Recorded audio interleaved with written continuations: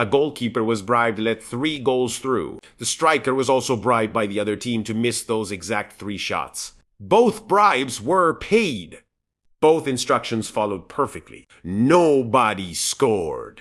These 1986 Condorito strips provide the most accurate illustration of match fixing ever drawn because the corruption didn't fail. It worked from both sides and destroyed itself. Welcome to the Condorito files. FIFA investigated match fixing in over 50 countries. Europol found more than 380 suspicious matches in Europe alone. A Chilean family comic covered every single form of it 40 years ago. Today we go through all of them, and we'll notice one thing every strip shares. Nobody seems even slightly surprised. The double bribe. Before the match, a goalkeeper was bribed by the rival team, let 3 shots through. We win. Transaction complete. What they don't know, Condorito was also approached by the goalkeeper's team, paid to miss.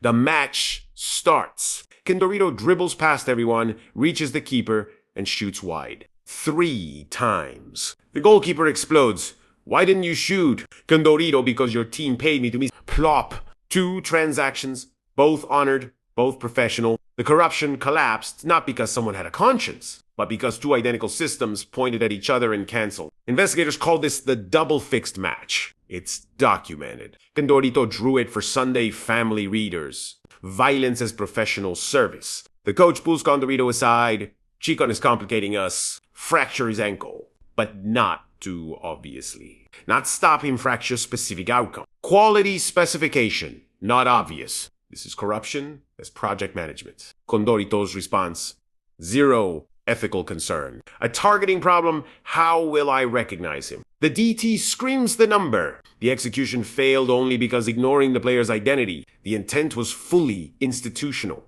The corrupt referee. Condorito invents a penalty. Clean, deliberate, professional. The team wins. He flees to the airport, boards a plane, takes off. Mid-flight, celebrating, cheering, and laughing. I invented the penalty. No bottles, no rocks, crazy luck. Not skill. Not justice, luck he knows. His escape was probabilistic, not structural. Then the pilot announces they're returning to Buenos Aires Airport. Medical emergency. Condorito must now go back to face the crowd that was chasing him. This is what Latin fans know about referee corruption. It doesn't always get exposed. Sometimes the corrupt referee retires comfortably. What cuts?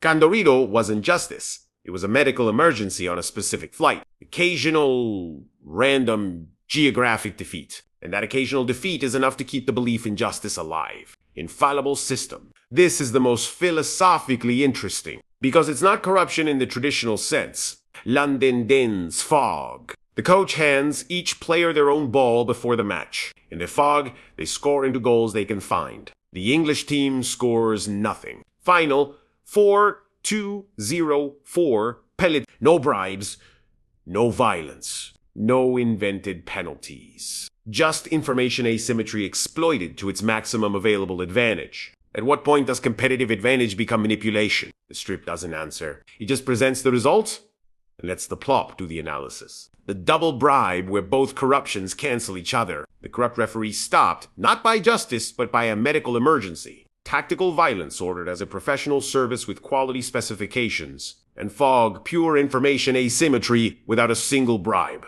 Condorito published this in 1986 for children and parents to read together on Sunday afternoons. Either the children of Peletelehu were being prepared for the world they were about to enter, or the adults recognized their own world and laughed, because that was the only available response. Both things are probably true. Subscribe and tell me in the comments, which of these 6 forms have you personally witnessed?